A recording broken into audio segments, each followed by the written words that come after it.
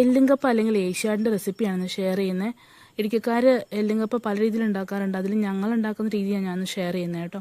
അപ്പോൾ ഇഞ്ചി, വെളുത്തുള്ളി, പച്ചമുളക്, സവാള ഇതെല്ലാം നമ്മൾ ആദ്യം എണ്ണയിൽ വഴറ്റിയെടുക്കും. കൂടെ കറിവേപ്പില എടുക്കും കേട്ടോ. അതിലേക്ക് മുളക് പൊടി, മല്ലിപ്പൊടി, മഞ്ഞൾപ്പൊടി, ഗരം മസാല, കുരുമുളക് പൊടി, മീറ്റ് മസാല ഇതൊക്കെ ചേർത്തൊന്ന് ഇളക്കി അതിനകത്തേക്ക് വീണ്ടും എല്ല് ചേർത്ത് ഇളക്കും.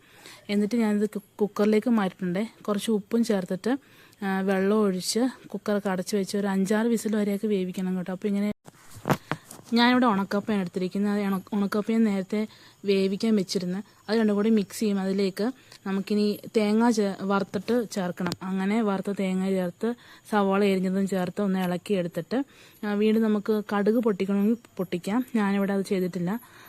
ഇനി ഇത്രേ ഉള്ളൂ. ഇതാണ് എല്ലുങ്കപ്പ. ഇത് നമ്മൾ യൂഷ്വലി തിന്നാറുള്ളത് വാഴയിലയിലാണ്. വാഴയില നല്ല ചൂട് കപ്പ വാഴയിലേക്ക് ഇടുമ്പോൾ അത് പതിയെ വാടും. വീഡിയോ ഇഷ്ടപ്പെട്ട സബ്സ്ക്രൈബ് ചെയ്യാൻ മറക്കല്ലേ.